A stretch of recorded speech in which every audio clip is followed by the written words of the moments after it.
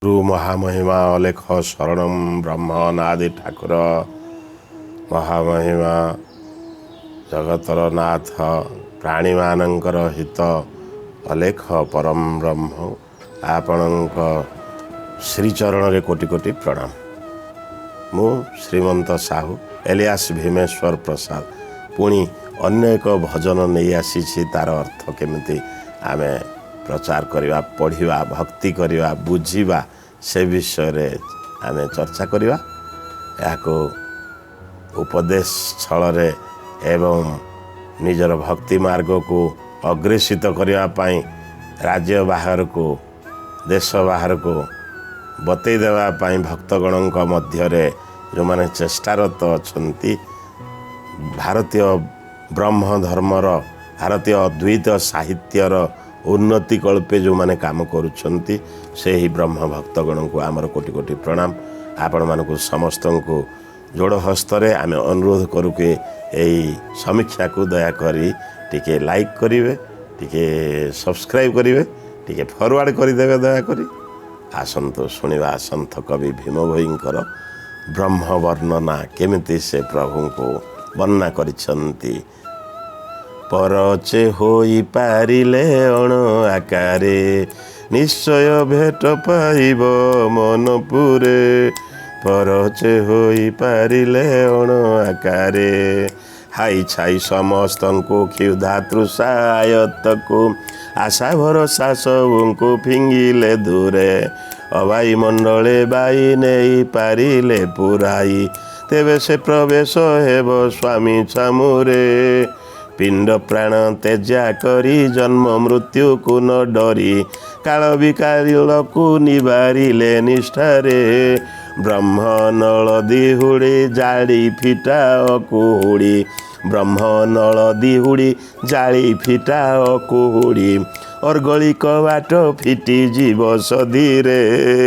ପରଚେ ହୋଇପାରିଲେ ଅଣ ଆକାରେ, ଅବନ୍ଧା ବନ୍ଧରେ ପାଣି ବଳା ଅଲଡ଼ି ଟାଣି, ଅରୂପାନନ୍ଦ ସ୍ୱାମୀଙ୍କ ଚରଣ ତଳେ। ଚିରକାଳ ଥିବ ରହି ବ୍ରହ୍ମ ଅଙ୍ଗ ତେଜ ବହି, ଉଲଟ ଉଜାଣି ନଦୀ ସମ୍ପୂର୍ଣ୍ଣ ଭରେ। ମାପିଲେ ଯାଇ ଅଖାଦ୍ୟ ପାରିଲେ ଖାଇ, ସାଧୁ ସଙ୍ଗ କଲେ ପୂର୍ବପାତ କହରେ। ଅକଳ୍ପଣା ବ୍ରହ୍ମେ ଧ୍ୟାନ ଲଏ କଲେ ରାତ୍ର ଦିନ, ବଦଳିଲେ ପିଣ୍ଡ ନୁହା ନବୀନ ଧରେ। ଅଦେଖା ଦେଖିଲେ ସାର, ଅଜପା ଜପିଲେ ପାର, ଅଚିହ୍ନାକୁ ଚିହ୍ନି ଭଜଣ ଆକାରେ। ଅଣ ରୂପରେ ତରିବାକୁ ଥିଲେ ଆସ, ନିର୍ବେଦ ଧର୍ମରେ ପଶ, ସଦଜ୍ଞାନ ମୁକ୍ତି ପଦ ଗୁରୁ ଦୁଆରେ। ଅଲେଖ ପୁର ଭୁବନ ନାହିଁ ତହିଁ ବଡ଼ ସାନ, ସମାନରେ ଦୟା ଦୃଷ୍ଟି ସର୍ବଜୀବରେ। ବୋଲେ ଭୀମହୀନ ଦାସ ଅବନା ମଣ୍ଡଳେ ପଶ, ନିଶୁଣି ଲଗାଇ ଉଠ ଶୂନ୍ୟ ଶିଖରେ। ପରଚେ ହୋଇପାରିଲେ ଅଣ ଆକାରେ। ମହାମହିମ ସନ୍ଥ କବି ଭୀମ ଭୋଇ, ଯେ କି ଶାରୀରିକ ରୂପେ ଅନ୍ଧ ଥିଲେ, ଜାତିରେ କନ୍ଧ ଥିଲେ। 4 ବର୍ଷ ବୟସ ନ ହଉଣୁ ସେ ପିତାମାତାଙ୍କୁ ହରେଇଥିଲେ, ପିତାମାତା ସ୍ୱର୍ଗକୁ ଚାଲି ଯାଇଥିଲେ। ତାଙ୍କର ପାଳିତ ପିତାମାତା ଏ ମହାମହିମ 1846ରୁ 1850, 1855 କେତେକ କହୁଛନ୍ତି। ତାରି ଭିତରେ ପରାଧୀନ ଭାରତରେ ଆମର ରେଢ଼ାଖୋଲର କାଙ୍କଣପଡ଼ା ସମ୍ବଲପୁର ଜିଲ୍ଲାରେ ପଶ୍ଚିମ ଓଡ଼ିଶାରେ ସେ ଆବିର୍ଭାବ ହେଇଥିଲେ। ଅନ୍ଧକାରମୟ ଯୁଗରେ ଦେଶ ପରାଧୀନ, ତାରି ଭିତରେ ତାଙ୍କର ସୁଖ ଦୁଃଖ, ସମାଜର ଭଲ ମନ୍ଦ, ଲୋକଙ୍କର ଦୁଃଖ ଦୁର୍ଦ୍ଦଶା, କାମନା ବାସନା, ଅଭାବ ଅସୁବିଧାକୁ ଅଲେଖ ପ୍ରଭୁଙ୍କୁ ଲେଖି ଲେଖି ଗୀତ ଗାଇ କରି ଅଲେଖ ପ୍ରଭୁଙ୍କ ପାଖକୁ ପଠାଇ ଦେଇ ପାରିଥିଲେ, ରିପୋର୍ଟ କରି ଦେଉଥିଲେ, ତାଙ୍କୁ ଜଣେଇ ଦେଇଥିଲେ। ଅର୍ଥାତ୍ ଜନସମୂହରେ ଯେଉଁମାନେ ବିଶେଷ ପଦାଧିକାରୀ ଥିଲେ, ରାଜା ମହାରାଜା ଶାସକମାନଙ୍କୁ ଜଣେଇ ଦେଇଥିଲେ। ଏ ମହାମହିମ ସନ୍ଥ କବି ଭୀମ ଭୋଇଙ୍କର ଅଜ୍ଞାନତା ଠାରୁ ବହୁତ ଦୂରରେ ସେ ପାଠ ପଢ଼ିନଥିଲେ ମଧ୍ୟ, ସ୍କୁଲ ମାଟି ମାଡ଼ି ନଥିଲେ ମଧ୍ୟ ସେ ତ ସିଧା ସିଧା କହୁଛନ୍ତି ଯେ ଜନନୀ ଉଦର ଗୋପ ମଧୁପୁର ପାଶର ନ ଯାଏ ଚିତୁ ମାତୃ ଗର୍ଭଗତେ ପାଠ ପଢ଼ିଥିଲି ଟିକେ ଟିକେ ଅଛି ହେତୁ ସ୍ତୁତି ଚିନ୍ତାମଣିରେ। ତେବେ ସେ ନିଜେ କହୁଛନ୍ତି ମୁଁ ପଢ଼ିଛି ପାଠ, ମା ଗର୍ଭରେ ପାଠ ପଢ଼ିଛି, ଯେମିତି ଅନ୍ୟାନ୍ୟ ଅନେକ ଅର୍ଜୁନଙ୍କର ପୁଅ ପାଠ ପଢ଼ିଥିଲେ, ଆଉ କେତେଜଣ ବି ମହାମହିମ ଋଷି ମହର୍ଷି ପାଠ ପଢ଼ିଥିଲେ ମା ଗର୍ଭରେ, ଶୁକଦେବ ମୁନି। ତେଣୁ ଏ ମହାମହିମ ସନ୍ଥ କବି କଳିଯୁଗରେ ଏମିତି ଗୋଟେ ବ୍ରହ୍ମଜ୍ଞାନ ପ୍ରଚାର କରିଛନ୍ତି, ଅଦ୍ୱୈତବାଦୀ ସିଦ୍ଧାନ୍ତର କଥା ପ୍ରଚାର କରିଛନ୍ତି। ତାଙ୍କ ଶ୍ରୀଚରଣରେ କୋଟି କୋଟି ପ୍ରଣାମ। ଆପଣମାନଙ୍କୁ ସମସ୍ତଙ୍କୁ ଯେଉଁମାନେ ବ୍ରହ୍ମ ଭକ୍ତିକୁ ଅଙ୍ଗୀକାର କରିନେଇଛନ୍ତି, ବ୍ରହ୍ମ ଭକ୍ତ ହେବା ପାଇଁ, ଭକ୍ତି ମାର୍ଗରେ ଆଗକୁ ବଢ଼ିବା ପାଇଁ, ରାଷ୍ଟ୍ରର ଉନ୍ନତି ପାଇଁ, ସାରା ପୃଥିବୀର ଉନ୍ନତି ପାଇଁ, ସ୍ୱର୍ଗ ମର୍ତ୍ତ୍ୟ ପାତାଳର ଦୁଃଖ ଦୁର୍ଦ୍ଦଶା ବୁଝିବା ପାଇଁ, ସ୍ୱର୍ଗ ମର୍ତ୍ତ୍ୟ ପାତାଳର ସମସ୍ତଙ୍କର ସୁବିଧା ତଥା ଶାନ୍ତିର ବିକାଶ ପାଇଁ ଯେଉଁମାନେ ଚେଷ୍ଟା କରୁଛନ୍ତି, ଆପଣମାନଙ୍କୁ ସମସ୍ତଙ୍କୁ ଭୀମେଶ୍ୱର ପ୍ରସାଦ ମୁଁ ଶ୍ରୀମନ୍ତ ସାହୁ ହାତ ଯୋଡ଼ି ପ୍ରଣାମ ଜଣାଉଛି। କେବଳ ଏତିକି ଆଶା ଯେ ଆପଣ ଏହାକୁ ଆଉ ଟିକେ ଆଗକୁ ସବସ୍କ୍ରାଇବ୍ କରିବେ, ଦୟାକରି ଲାଇକ୍ କରିବେ ଏବଂ ଫରୱାର୍ଡ଼ କରିଦେଲେ କିଛିଟା ଆମେ ଆଗକୁ ବଢ଼ିପାରିବା, ଏଭଳି ଆଶା ରହୁଛି। ଆମେ ବୁଝିବାକୁ ଚେଷ୍ଟା କରିବା। ପରଚୟ ହୋଇପାରିଲେ ଅଣ ଆକାରେ ନିଶ୍ଚୟ ଭେଟ ପାଇବ ଅମନପୁରେ, କ'ଣ ଗାଇଲେ ସନ୍ଥ କବି ଭୀମ ଭୋଇ। ଆହା ହା, ଯେ ଅଣରୂପ ଅଣ ଆକାର ଯାହାର ଶରୀର ନାହିଁ, ସେ ବ୍ରହ୍ମ ଗୁରୁଦେବଙ୍କର ଅଶରୀରୀ ବ୍ରହ୍ମଙ୍କର ପରିଚୟ ପାଇବା ପାଇଁ, ତାଙ୍କୁ ଚିହ୍ନିବା ପାଇଁ, ତାଙ୍କୁ ଭକ୍ତି କରିବା ପାଇଁ ସେ ଆଗେଇ ଆସିଛନ୍ତି। କହୁଛନ୍ତି ଯେ ଆସ ଆପଣମାନେ ମଧ୍ୟ ଏହି ଅପରିଚିତ, ଏହି ଅଣ ଆକାର ବିଶିଷ୍ଟ, ଏହି ଅଶରୀରୀ ବ୍ରହ୍ମକୁ ଚିହ୍ନିବା ପାଇଁ, ଭକ୍ତି କରିବା ପାଇଁ ଚେଷ୍ଟା କରିବା। ମନ ଏ ଆମମାନଙ୍କ ଭିତରେ, କେବଳ ଜୀବ ଭିତରେ ଅଛି, ଜୀବିତ ବସ୍ତୁ ଭିତରେ ଅଛି ମନ। ଏ ମନ ଚାହିଁଲେ ନର୍କକୁ ନେଇଯିବ, ନହେଲେ ତ ସ୍ୱର୍ଗକୁ ନେଇଯିବ। ତେଣୁ ଏଇ ମନ ଠାରୁ ଦୂରରେ ଅମନପୁର ହେଉଛି ଅଲେଖ ବ୍ରହ୍ମଙ୍କର ସ୍ଥାନ। ସେଠି ପ୍ରଭୁଙ୍କ ସହିତ ଆମେ ସମସ୍ତେ ଭେଟଘାଟ ହେଇପାରିବା। ହାଇ ଛାଇ ସମସ୍ତଙ୍କୁ କ୍ଷୁଧା ତୃଷା ଆୟତକୁ, କ୍ଷୁଧା ତୃଷ୍ଣା ଭୋକ ଶୋଷ ସବୁକିଛିକୁ ନିଜେ ଆୟତ୍ତ କରିବ। ଏହା ନୁହେଁ ଯେ ଭୋକ ହେଉଛି ବୋଲି ଗୁଡ଼ାଏ ଜିନିଷ ଏଣୁ ତେଣୁ ଖାଇଦେବ। ସାତ୍ଵିକ ଜିନିଷ ଖାଇବା ପାଇଁ ଚେଷ୍ଟା କରିବ, ତାହା ମଧ୍ୟ ଶରୀରର ଆବଶ୍ୟକତାକୁ ନେଇକରି। ବେଶୀ ଗୁଡ଼ିଏ ଖାଇବ ନାହିଁ, ବେଶୀ ଗୁଡ଼ିଏ ପିଇବ ନାହିଁ ଏବଂ ହାଇ ଛାଇ ନିଜର ଆରାମ କଥା ସେ କହୁଛନ୍ତି। ସଦାସର୍ବଦା ଶୋଇବା ପାଇଁ ମନା କରିଛନ୍ତି। ଆଶା ଭରସା ଇତ୍ୟାଦିକୁ ସବୁକିଛିକୁ ଦୂରକୁ ଫିଙ୍ଗି ଦେବାକୁ ପଡ଼ିବ। କୌଣସି ଜିନିଷରେ ଆଶା ନାହିଁ। ନିରାଶୀ ନିର୍ମମ ଭୂତ୍ୱା ଯୁଦ୍ଧସ୍ୟ ବିଗତ ଜ୍ୱର, ଶାସ୍ତ୍ର କହୁଛନ୍ତି ଯେ ମହାମହିମ ସନ୍ଥ କବି ଭୀମ ଭୋଇଙ୍କର ଭାଷା ଗୀତା ଭାଗବତ ବେଦ ପୁରାଣର ସାରତତ୍ତ୍ୱ କହିଲେ ସଦାବେଳେ ଠିକ୍ ହେବ। ଆଶା ଭରସା ସବୁକୁ ଫିଙ୍ଗିଦେବ, ଆଶା ଗୁଡ଼ାଏ ରଖିବ ନାହିଁ, କାହା ଅନ୍ୟକୁ ଅପେକ୍ଷା କରିବ ନାହିଁ, ଭରସା କରିବ ନାହିଁ। ନିଜ ମନକୁ ଆୟତ୍ତରେ ରଖିଥିବ, ନିଜ ବୁଦ୍ଧିକୁ ବ୍ରହ୍ମ ଗୁରୁଙ୍କ ପାଖରେ ମନୋନିବେଶ କରିଥିବ। କୌଣସି ବ୍ୟାଙ୍କରେ ନୁହେଁ କି ଅନ୍ୟ କୁଆଡ଼େ ନୁହେଁ, ବ୍ରହ୍ମଗୁରୁଙ୍କୁ ମନୋନିବେଶ କରି, ବ୍ରହ୍ମରେ ମନ ଦେଇ, ବ୍ରହ୍ମକୁ ବୁଝିବାକୁ ଚେଷ୍ଟା କରି ଯଦି ଆମେମାନେ ଆଗେଇ ଯିବା, ତାହେଲେ ବ୍ରହ୍ମ ଭେଟ ହେଇପାରିବ। ଅବାୟୁମଣ୍ଡଳେ ବାୟୁ ନେଇପାରିଲେ ପୁରାଇ, ଯେଉଁଠି ବାୟୁ ନାହିଁ, ଶରୀରର ଯେଉଁ ଅଂଶରେ ବାୟୁ ପ୍ରବେଶ କରିପାରୁନାହିଁ, ତଥାକଥିତ ଆମକୁ ମୂଳରୁ ଏପର୍ଯ୍ୟନ୍ତ ମାନେ ସୃଷ୍ଟି ଆରମ୍ଭରୁ ଯୋଗ ତତ୍ତ୍ୱର ବିକାଶ କରେଇଛନ୍ତି ମୁନି ଋଷିଗଣ। ଏଇ ବାୟୁ, ପ୍ରାଣବାୟୁ, ବାୟୁ କହିଲେ ପ୍ରାଣବାୟୁ କଥା ସନ୍ଥ କବି କହିଛନ୍ତି ଯେ ପ୍ରାଣବାୟୁକୁ କୁମ୍ଭକ, ରେଚକ, ପୂରକ ଇତ୍ୟାଦି ମାଧ୍ୟମରେ, ଅନୁଲୋମ ବିଲୋମ ମାଧ୍ୟମରେ କେତେ କଥା ଅଛି। ମାନେ ଯୋଗ ବହୁତ କିଛି, ଯେମିତିକି ଯୋଗର ପ୍ରଥମ ଯେଉଁ ଅଷ୍ଟାଙ୍ଗ ଯୋଗ ବିଷୟରେ ବର୍ଣ୍ଣନା ଦେଇଛନ୍ତି ମୁନି ଋଷିମାନେ। ସେଥିରେ ପ୍ରଥମେ ଅଛି ଯମ, ନିୟମ, ଆସନ, ପ୍ରାଣାୟାମ। ଯମ 1, ନିୟମ 2, ଆସନ 3, ପ୍ରାଣାୟାମ 4, ପ୍ରତ୍ୟାହାର 5, ଧ୍ୟାନ ଧାରଣା ସମାଧି, ଧାରଣା ଧ୍ୟାନ ସମାଧି। ଅଷ୍ଟାଙ୍ଗ ଯୋଗ ହେଲା ଏ 8ଟି ଯୋଗର ମାଧ୍ୟମରେ ପ୍ରାଣବାୟୁକୁ ଆକର୍ଷଣ କରି ପ୍ରାଣବାୟୁକୁ ଶରୀରରେ ପ୍ରବେଶ କରେଇ ପୁଣି ନିଷ୍କାସିତ କରେଇ ଆୟତ୍ତ କରାଇ ନିଶ୍ଚିତ ଆମେ ସେଇ ବ୍ରହ୍ମ ଭାବକୁ ବୁଝିବା ପାଇଁ ସକ୍ଷମ ହୋଇପାରିବା। ଏମିତି କଲେ ପ୍ରଭୁଙ୍କ ସାମ୍ନାରେ ଆମେ ଯାଇ ପହଞ୍ଚି ପାରିବା, ପ୍ରବେଶ କରିପାରିବା। ପିଣ୍ଡ ପ୍ରାଣ ତ୍ୟାଜ୍ୟା କରି ଜନ୍ମ ମୃତ୍ୟୁକୁ ନ ଡରି, ଏ ପିଣ୍ଡ ପ୍ରାଣ ମୋର ବୋଲି କେବେ କହିବ ନାହିଁ ମୁଁ 100, 150, 200 ବର୍ଷ ବଞ୍ଚିବି, ଏମିତି ଚେଷ୍ଟା କରିବ ନାହିଁ। ଶାସ୍ତ୍ର କହୁଛନ୍ତି, ସନ୍ଥ କବି କହୁଛନ୍ତି ଯେ ପିଣ୍ଡ ପ୍ରାଣ ସବୁ ଗୁରୁଙ୍କର, ସବୁ ଅଲେଖଙ୍କର, ଏହାକୁ ଅଲେଖ ଶ୍ରୀଚରଣରେ ଦାନ କରିଦେବ। ଜନ୍ମ ମୃତ୍ୟୁକୁ ଡରିବାର ନାହିଁ। କେଡ଼େ କେଡ଼େ କଥା କହିଲେ। କାଳ ବିକାଳକୁ ନିବାରିଲେ ନିଷ୍ଠାରେ, ପ୍ରଭୁଙ୍କ ଠାରେ ଯଦି ନିଷ୍ଠା ଥିବ, ପ୍ରଭୁଙ୍କ ଠାରେ ଯଦି ଭକ୍ତି ଥିବ, ଗୁରୁଙ୍କ ଆଦେଶ ଯିଏ ମାନିଥିବ ତାକୁ କାଳ ବିକାଳ ମାନେ ଯମଦଣ୍ଡ ଅସୁବିଧା ଗୁଡ଼ାକ ସବୁକିଛି ଦୂରକୁ ପଳେଇଯିବ।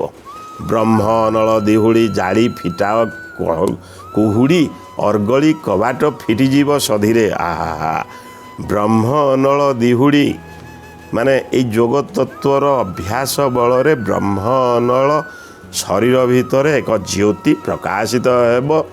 ଏଇ ଜ୍ୟୋତି ବଳରେ କୁହୁଡ଼ି ମାୟା ଅନ୍ଧକାର ରୂପକ ଯେତେ ଆବର୍ଜନା ଅଛି ସେଗୁଡ଼ାକ ଦୂରକୁ ଭସ୍ମ ହୋଇଯିବ।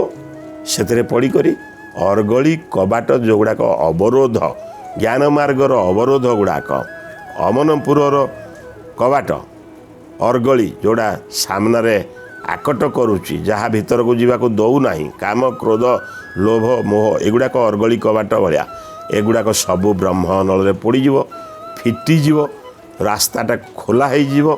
ତେଣୁ ଏମିତି ସାଧନା, ଏମିତି ଅସାଧନା, ଏମିତି ଚେଷ୍ଟା କରିବା ଉଚିତ। ଅବନ୍ଧା ବନ୍ଧରେ ପାଣି ବଳାଅ ଲହଡ଼ି ଟାଣି ଅରୂପାନନ୍ଦ ସ୍ୱାମୀଙ୍କ ଚରଣ ତଳେ, ପ୍ରଭୁଙ୍କର ପାଦପଦ୍ମ ତଳେ, ପାଦପଦ୍ମ ତାଙ୍କର ଏଇ ପୃଥିବୀ ମାତା। ଏଠି ଯେମିତି ପାଣିକୁ କ୍ଷେତରେ ଜଣେ କୃଷକ ପ୍ରୟୋଗ କରିବା ପାଇଁ ବନ୍ଧ, କେନାଲ ଇତ୍ୟାଦି ଖୋଳିକରି ପାଣିକୁ ତାଙ୍କର ଇଚ୍ଛା ଅନୁସାରେ ଜମିର ସେମୁଣ୍ଡ ପର୍ଯ୍ୟନ୍ତ ନେଇଯାଇପାରନ୍ତି। ସେ କହୁଛନ୍ତି ଯେ ବ୍ରହ୍ମପୁର ପର୍ଯ୍ୟନ୍ତ, ଅମନପୁର ପର୍ଯ୍ୟନ୍ତ, ଅଲେଖପୁର ପର୍ଯ୍ୟନ୍ତ ଯଦି ଆମର ଏଠାରେ ପାଣି କହିଲେ ନିଜର ଶ୍ରଦ୍ଧା, ନିଜର ଭକ୍ତି ଇତ୍ୟାଦିକୁ ସେଇ ବ୍ରହ୍ମପୁର ପର୍ଯ୍ୟନ୍ତ ଟାଣି ନେବା ପାଇଁ ଅରୂପାନନ୍ଦ ସ୍ୱାମୀଙ୍କର ଭଜନ ଗାନ କରିବେ, ଚେଷ୍ଟା କରିବେ, ମାନେ ଅଭ୍ୟାସ କରିବେ ଧୀରେ ଧୀରେ। ସକାଳେ ସନ୍ଧ୍ୟାରେ ମନୋନିବେଶ କରିବେ, ପ୍ରଣାମ କରିବେ, ଦଣ୍ଡ ପ୍ରଣାମ, ସାଷ୍ଟାଙ୍ଗ ପ୍ରଣାମ କହିବେ। ସକାଳେ 7 ଥର ଗାଧେଇ ସାରିଲା ପରେ ସୂର୍ଯ୍ୟୋଦୟ ପୂର୍ବରୁ ଏବଂ ସନ୍ଧ୍ୟାରେ ସୂର୍ଯ୍ୟାସ୍ତ ପୂର୍ବରୁ 5 ଥର, 749, ଇଏ 35, ଏମିତି 84 ଥର ଭୂମିକୁ ସ୍ପର୍ଶ କରୁଥିବ ଏ ଶରୀର ଅଷ୍ଟାଙ୍ଗ, ଏବଂ ତା ଦ୍ୱାରା ହିଁ ଆମେ ମୋକ୍ଷ ପ୍ରାପ୍ତି ହେଇପାରିବା। ଚିରକାଳ ଥିବ ରହି ବ୍ରହ୍ମ ଅଙ୍ଗ ତେଜ ବହି, ବ୍ରହ୍ମଙ୍କୁ ଧ୍ୟାନ କରିବା ପାଇଁ ଏଇଭଳି ଶରଣ ପ୍ରଣାମ ତାଙ୍କର ଯଦି ଆଚରଣ କରିବେ, ତାହେଲେ ଏ ଶରୀରଟା ଚିରଦିନ ପାଇଁ ରହିବ, ଚିରଦିନ ପାଇଁ ତେଜିଆନ ହୋଇ ରହିବ। ବ୍ରହ୍ମ ଅଙ୍ଗଟା ତେଜସ୍ୱୀ ହେବ। ଉଲଟ ଉଜାଣି ନଦୀ ସମ୍ପୂର୍ଣ୍ଣ ଭରେ। ନଦୀ, ଏଇ ବ୍ରହ୍ମ ନଦୀ, ଏଇ ଭକ୍ତିର ନଦୀଟି ସଦାସର୍ବଦା ପୁରୀ ରହୁ। ଏମିତି ମାନେ ଭକ୍ତମାନଙ୍କ ହୃଦୟରେ ଏକ ଶ୍ରଦ୍ଧା ଭକ୍ତି, ଶ୍ରଦ୍ଧା ନଦୀ ବୁହେଇ ଦେବା ପାଇଁ ମହାମହିମ ସନ୍ଥ କବି ପ୍ରୟାସ କରିଛନ୍ତି। ଅମପା ମାପିଲେ ଯାଇ ଅଖାଦ୍ୟ ପାରିଲେ ଖାଇ, ସାଧୁ ସଙ୍ଗ କଲେ ପୂର୍ବ ପାତକ ହରେ। କେଡ଼େ କେଡ଼େ କଥା କହିଲେ ଯେ ଯେଉଁଗୁଡ଼ାକ ଅମପା ହେଇ ରହିଛି ତାକୁ ମାପିବାର ଅଛି, ଯେଉଁଗୁଡ଼ାକ ଖାଦ୍ୟ ବୋଲି ଭଳି ଦେଖାଯାଉଛି ତାକୁ ଯଦି ଖାଇପାରିବେ କ୍ଷୁଧା ତୃଷା ମେଣ୍ଟାଇବା ପାଇଁ, ଏବଂ ସାଧୁ ସଙ୍ଗ, ସାଧୁମାନଙ୍କ ସହିତ ଯଦି ସଙ୍ଗତି କରିବେ, ସାଧୁମାନଙ୍କ କଥା ଶୁଣିବେ, ଭଜନ ଗାଇବେ, ନିଶ୍ଚିତ ରୂପେ ପୂର୍ବ ଜନ୍ମରୁ ଅର୍ଜିତ ପାତକ ଗୁଡ଼ାକ, ପାପ ଗୁଡ଼ାକ ସବୁ ନଷ୍ଟ ହୋଇଯିବ। ଆଗକୁ ଅଛି ଆହୁରି ବିଶେଷ ଉପଦେଶ ମହାମହିମ ସନ୍ଥ କବିଙ୍କର ଭଜନ ମାଧ୍ୟମରେ। ଦୟାକରି ଏହାକୁ ଟିକେ ଲାଇକ୍ କରିବେ, ସବସ୍କ୍ରାଇବ୍ କରିବେ ଏବଂ ଫରୱାର୍ଡ଼ କରିବେ। ଅକଳ୍ପନା ବ୍ରହ୍ମେ ଧ୍ୟାନ ଲୟ କଲେ ରାତ୍ର ଦିନ, ବଦଳିଲେ ପିଣ୍ଡ ନୂଆ ନବୀନ ଧରେ।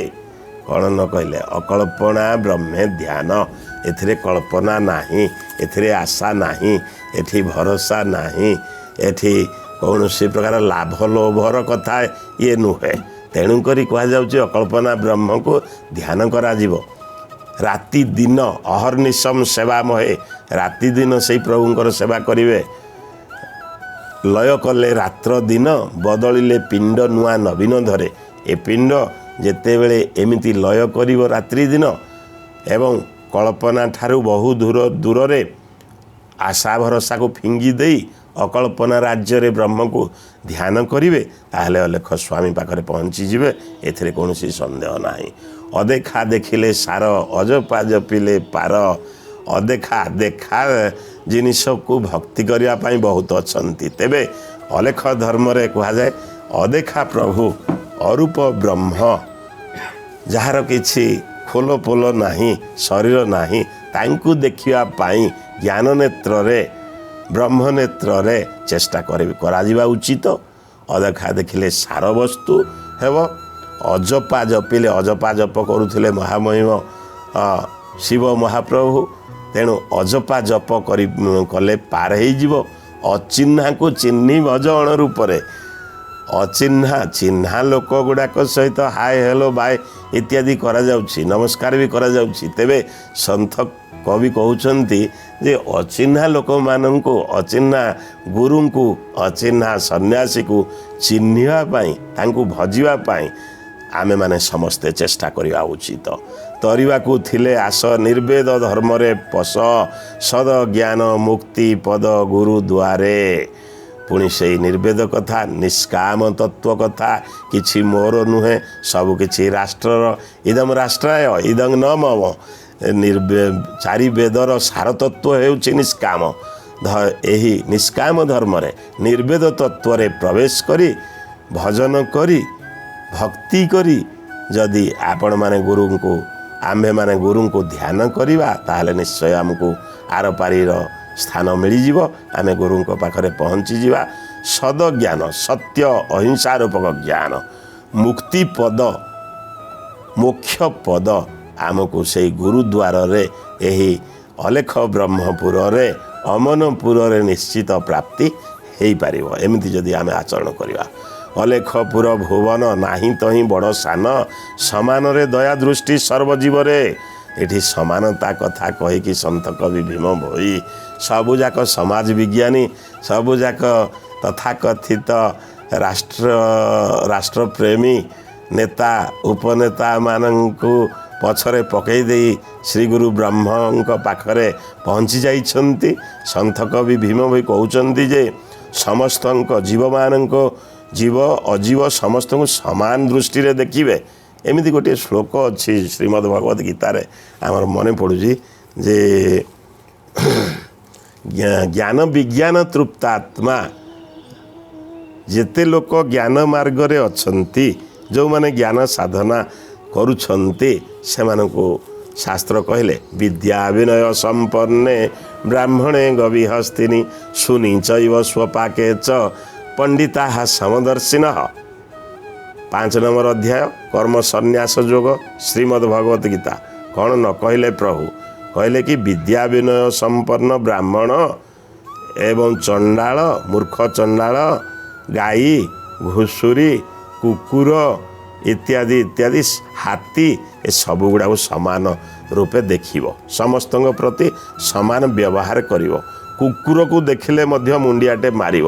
ଏମିତି ଯେତେବେଳେ ଆମେମାନେ ଆଚରଣ କରିପାରିବା ବ୍ରହ୍ମ ଭକ୍ତି, କାରଣ ତା ଭିତରେ, ସେ କୁକୁର ଭିତରେ ବି ଆତ୍ମଦେବ ଶ୍ରୀ ଗୁରୁଦେବ ଅଛନ୍ତି, ହାତୀ ଭିତରେ ବି ଅଛନ୍ତି, ବିଦ୍ୟା ବିନୟ ସମ୍ପନ୍ନ ବ୍ରାହ୍ମଣ ପଣ୍ଡିତ ଭିତରେ ବି ଅଛନ୍ତି। ତେଣୁ ସମସ୍ତଙ୍କୁ ସମାନ ଦୃଷ୍ଟିରେ ଦେଖି, ସମାନ ରୂପେ ଭଜି ବ୍ରହ୍ମଜ୍ଞ ହେବା ପାଇଁ ଚେଷ୍ଟା କରାଯିବା ଉଚିତ। ଅଲେଖପୁର ଭୁବନରେ କେହି ବଡ଼ ନୁହନ୍ତି କିମ୍ବା କେହି ସାନ ନୁହନ୍ତି, ସମସ୍ତେ ସମାନ ତେଣୁ ବ୍ରାହ୍ମଣ ହୁଅନ୍ତୁ, ଚଣ୍ଡାଳ ହୁଅନ୍ତୁ, ଗାଈ ହେଉ କି କୁକୁର ହେଉ, ସମସ୍ତଙ୍କୁ ବ୍ରହ୍ମ ଅଂଶ ବ୍ରହ୍ମ ଜୀବ ଭାବି ତାଙ୍କୁ ଶରଣାପନ୍ନ ହେବା ଉଚିତ, ସମସ୍ତଙ୍କୁ ଭକ୍ତି କରିବା ଉଚିତ, ସମସ୍ତଙ୍କ ପ୍ରତି ଦୟା ସମାନତା ଦୃଷ୍ଟି ରଖାଯିବା ଉଚିତ। ଏହା ଏଇ କବିତାର ଏଇ ଭଜନରେ ସନ୍ଥ କବି ଭୀମ ଭୋଇ କି ସୁନ୍ଦର ଭାବେ ବର୍ଣ୍ଣନା କଲେ। ବୋଲେ ଭୀମ ହୀନ ଦାସ ଅବନା ମଣ୍ଡଳେ ପଶ, ନିଶୁଣି ଲଗାଇ ଉଠ ଶୂନ୍ୟ ଶିଖରେ। ଆପଣ କହିପାରନ୍ତି ଯେ ଯେଉଁ ବ୍ରହ୍ମପୁରରେ, ଯେଉଁ ଅବନା ମଣ୍ଡଳରେ, ଯେଉଁ ଅଲେଖପୁର, ଯେଉଁ ଅମନପୁରର ଠିକଣା ଦେଉଛନ୍ତି ସନ୍ଥ କବି ଭୀମ ଭୋଇ, ତାର ତ ମାନେ କିଛି ମାନେ ସେଇଟା ଶୂନ୍ୟ ଶୂନ୍ୟ ଶୂନ୍ୟ ମହାଶୂନ୍ୟ, ସେଠିକି ନିଶୁଣିଟେ କୁଆଡ଼ୁ ଲଗେଇବୁ ଏମିତି ଭାବିପାରନ୍ତି। ତେବେ ମନ ମନ୍ଦିରରେ, ଜ୍ଞାନ ମାର୍ଗରେ, ଯେଉଁମାନେ ଭକ୍ତି ମାର୍ଗରେ, ଯୋଗ ମାର୍ଗରେ ଅଛନ୍ତି, ସେମାନେ ସମସ୍ତେ ଜାଣିଛନ୍ତି ଯେ ନିଶୁଣି, ନିଶ୍ରେଣୀ, ଲେଡର ଯାହାକୁ କୁହାଯାଉଛି ଇଂଲିଶରେ, ଏ ନିଶୁଣିଟା ଅନ୍ୟ କିଛି ନୁହେଁ। ଏଇଟା ହେଉଛି ଗୁରୁ ଭକ୍ତି। ଗୁରୁଙ୍କ ପାଖକୁ ଯିବା ପାଇଁ ଯେଉଁ ମଠ, ଯେଉଁ ମଠରେ ଅଛନ୍ତି ଗୁରୁଦେବ, ଜ୍ଞାନ, ବୁଦ୍ଧି, ବିବେକ, ଶାସ୍ତ୍ର, ପୁରାଣ, ଏଇଗୁଡ଼ାକ ହେଉଛି ନିଶୁଣି। କମ୍ପ୍ୟୁଟର ବି ଗୋଟେ ନିଶୁଣି, ମୋବାଇଲ ମଧ୍ୟ ଗୋଟେ ନିଶୁଣି କହିଲେ ଠିକ୍ ହେବ। ଜ୍ଞାନ, ବୁଦ୍ଧି, ବିବେକ, ବ୍ରହ୍ମ, ସମାନତା, ସତ୍ୟ, ଅହିଂସା ଇତ୍ୟାଦି ବିଷୟ ଯେଉଁମାନେ ପ୍ରଚାର କରୁଛନ୍ତି, ସେ ସବୁଗୁଡ଼ାକ ନିଶୁଣି, ସେ ସବୁଗୁଡ଼ାକ କରଣ। ସେଇ କରଣ ମାଧ୍ୟମରେ ଶୂନ୍ୟ ଶିଖରକୁ, ଶୂନ୍ୟ ବ୍ରହ୍ମଙ୍କ ପାଖକୁ ଉଠିଯାଇ ଆମେ ସମସ୍ତେ ବ୍ରହ୍ମ ଭକ୍ତି ପୂର୍ଣ୍ଣ ଶରଣ ପ୍ରଣାମ କରି ଅଲେଖ ମହାପ୍ରଭୁକୁ ଦେଖା କରିବା ଉଚିତ, ଅଲେଖ ପ୍ରଭୁକୁ ଶରଣାପନ୍ନ ହେବା ଉଚିତ, ସେ ଅବନା ମଣ୍ଡଳରେ ପଶିବା ପାଇଁ ଚେଷ୍ଟା କରିବା ଉଚିତ, ତାଙ୍କୁ ହିଁ ଭଜିବା ଉଚିତ, ତାଙ୍କୁ ଗାଇବା ଉଚିତ, ତାଙ୍କ ପାଇଁ ଖଞ୍ଜଣି, ଗିନି ଇତ୍ୟାଦିର ପ୍ରୟୋଗ କରାଯିବା ଉଚିତ। ଆପଣମାନଙ୍କୁ ପ୍ରଣାମ ଜଣାଇ ଆମେ ଏଇଠି ବିରାମ ଦେବା କବିତାର ସମୀକ୍ଷାକୁ। ଶ୍ରୀ ଗୁରୁ ମହାମହିମା ଅଲେଖ ଶରଣମ୍ ଶରଣମ୍ ଶରଣମ୍।